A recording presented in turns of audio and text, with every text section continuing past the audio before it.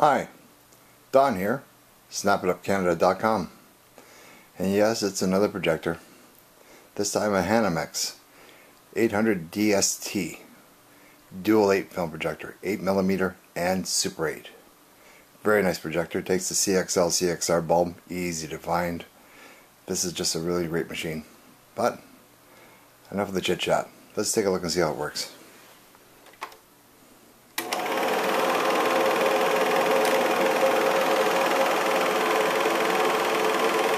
This is 8mm film we have in this projector. Tested it with both, but this is 8mm film. What's it doing on the screen? Let's take a look.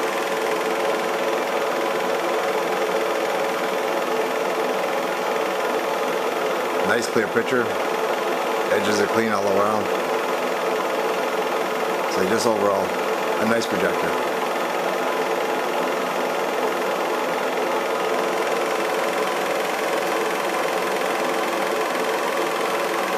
Hanimex 800 DST Dual 8 film projector, 8mm and Super 8. No sound, has variable speed, great for that little telecine project you're working on.